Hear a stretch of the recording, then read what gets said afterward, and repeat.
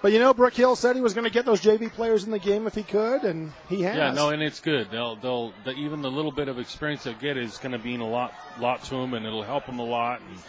And it'll make them even more comfortable when they go back down to the JV level. The game will be a lot slower. Good for them.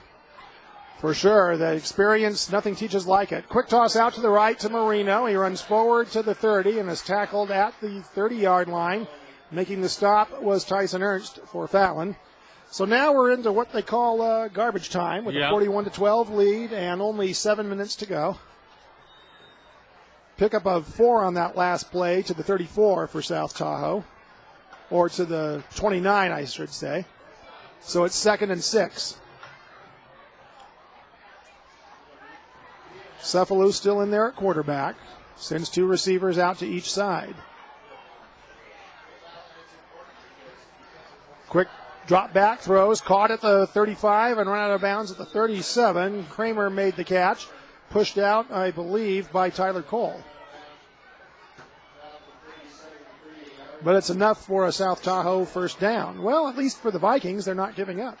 No, they're hanging in there, and I'd like to say I'm sure we've got some subs here on the Fallon defense here, giving some other guys some playing time, which is good because you're going to need it down the road.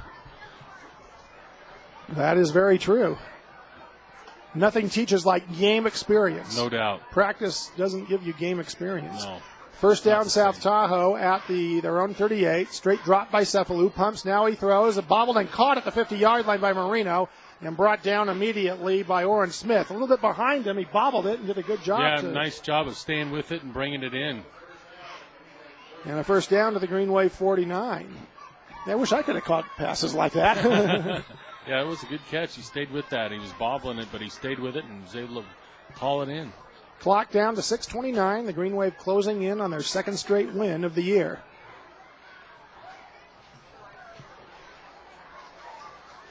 Two to each side again for South Tahoe. It's really the old run and shoot formation that they're in, that Mouse Davis invented. He's back to pass, throwing it deep down the right side, and flag's thrown, and it is incomplete.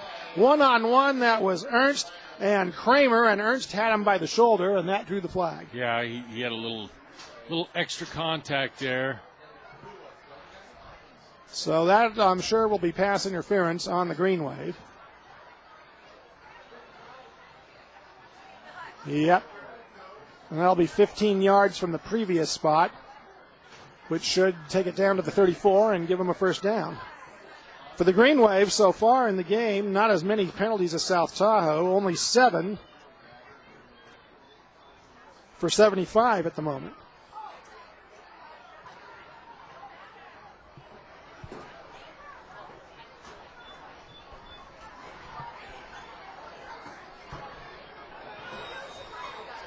So first down, South Tahoe at the Green Wave 34 after the pass interference penalty. Cefalu under center, back to pass again. Rush coming at him, looking to set up another screen, and it's incomplete. Threw it just over Dylan Gardner's head in the left flat. And that rush was coming at him again. Yeah, and it was the rush was coming so hard. I mean, and on the screen, the offensive linemen are at least supposed to make some contact to slow the line down initially, but I'm not sure they got that first hit on the Fallon front, and they got in there so fast that Cefalu had to throw that pass a little bit quicker and higher than he wanted to, which forced it to be a bad pass and not catchable by his back. Well, I think as a lineman, your natural tendency is to want to rush the quarterback and sack him. 2nd and 10 from the 34. Straight drop, quick toss. It's caught by Kramer, and now he dropped it. Okay, he had it for a moment and then bobbled it, and it came out of his hands. Would have had a pretty good gain down to the 25. Yeah, that's a quick pass that's so tough to cover, and you can run it a lot of different angles and a lot of different ways, which even makes it more difficult to cover. So, good experience for the Fallon defense here. I'm sure they're going to see more of this as that type of pass over the course of the season. Yeah, you know that opponents are going to look at the film of this game and say, hey, if South Tahoe can do that, maybe we can. Right. Brings up 3rd and 10 from the 34-yard line. Trips to the right. That's the near side. Ball on the right hash mark. 1 out to the left. Cefalu calls signals. Hands it off. He runs straight ahead. He's tackled immediately. No gain. A loss on the play of 1 back to the 35. and it was Brennan Lewis who tackled Tyler Nicholson. That's a real nice job by the defensive front there. They made it look like pass. It was a draw, but it sure looked like pass, and the line started to come, but then they slow played it, and then as soon as he handed off to the back, he ran right into the Fallon defensive front. He had nowhere to go. And they read it very, very well. Yeah, they really did. On that draw play. Loss of 1 back to the 35. It's now 4th and 11. Clock is running, 5:20 to go in the game. The Green Wave will head 41-12. Marino going in motion to the far side. Cephalou rolling left, looking for room, trying to run away from a rush. He's in trouble. Down he goes at the 39-yard line. Several Green Wave players were rushing him. I didn't get the number of the guy that finally got him. Might have been Orrin Smith. Hard to read these numbers from up here. Yeah, I think initially he was on the tackle, and then he got a lot of support come in behind to finish him off. So Fallon takes over. They'll mark the ball at the Green Wave zone 40. Fallon leading 41-12, and only 5:04 to go in the ball game. Joe Pyle back in there at quarterback. Tyson Ernst in the backfield with him. Hands to the second man. He runs straight ahead, almost bobbles the ball, takes it across the 40, pushes across the 45, and out to the 47-yard line. That's Habinas. Dylan Habinas, yes. He's also up from the JV. Almost lost the ball, but gathered it back in and got a good run. Yeah, he's a real strong kid, and he showed it there. He got about almost 8 yards on that run. So it's 2nd and about 3 for the Green Wave. And they're going to be keeping it on the ground here with this lead this late in the game. Hand off again. Habinas again running left, finds some room, gets to the 50 and brought down by Backinger at the 50-yard line. It's going to be real close to a first down. Good effort there. He got hit initially and then spun around and gained a little extra yardage, which might be enough for the first down. And it was, as they're moving the chains. So first down to midfield for the Green Wave. And like you said, Randy, they're just going to keep the clock running.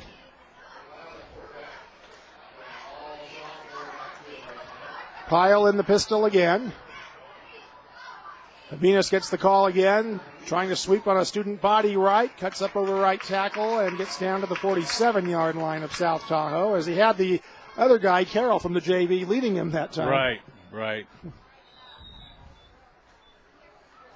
So there's content. Fallon is to keep it on the ground here with this big lead, 3:50 in the clock running.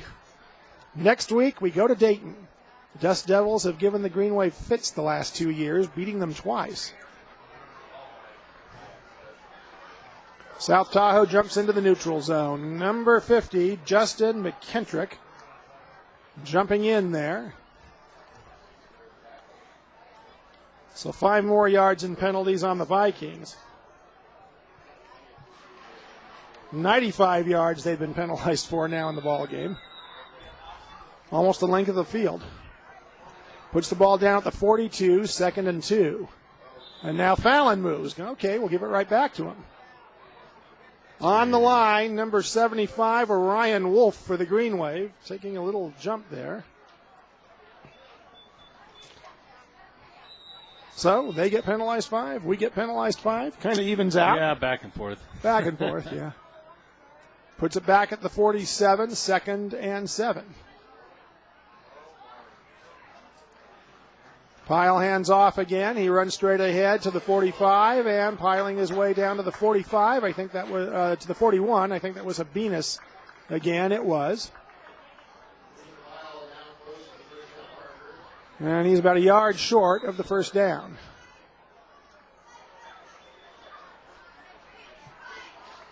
Joe Pyle, he's the quarterback of the future. He's only a sophomore. Quarterback the JV all last year as a freshman. Quarterbacking them this year as a sophomore. He'll probably move up as the backup to Derrickson next year and then be the starter in 2 years. And the handoff goes to Habinas straight ahead. He gets the first down, piling his way all the way down to the 34-yard line of South Tahoe. Dylan Habinas on a straight ahead run. Yeah, he's powerful. He runs really hard, and he's going to be definitely a back of the future for the Green Wave. He's a strong kid at 5'8", 190. So first down, Green Wave to the South Tahoe 34. Clock running with 2:43 to go. Fallon will improve to 2-0 on the season, and South Tahoe drops to 0-3.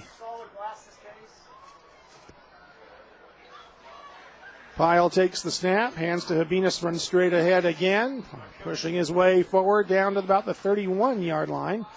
Backinger comes up to finish off the play. MC Cherry in on the stop. Pickup of about 3. This is what you want in this situation. Grind it out and kill the clock. Yep, and they're just grinding it out, getting the yards they need to keep the chains moving and keep the clock running.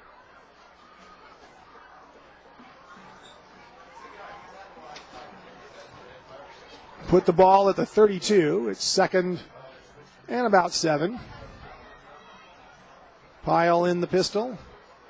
This time it's Karol who tries to cut outside. He's to the 20. He's to the 15, running down the sidelines to the 10. He's to the 5 and knocked out of bounds at about the 4-yard line.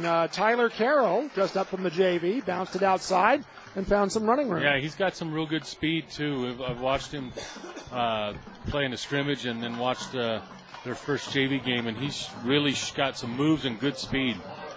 They're going to say he went out of bounds at the 7, so it's 1st and goal for the Green Wave at the South Tahoe 7-yard line.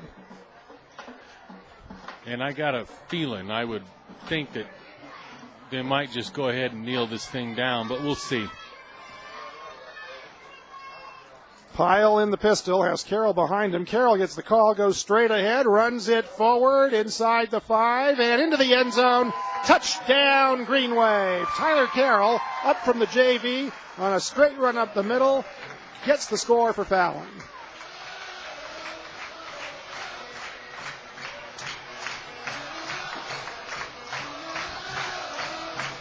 With 1:35 to go, it makes it 47-12.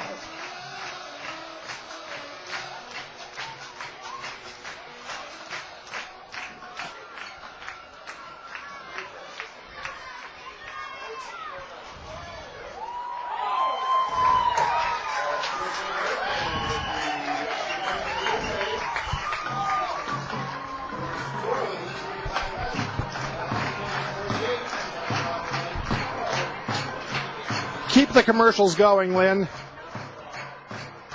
Run 2 more.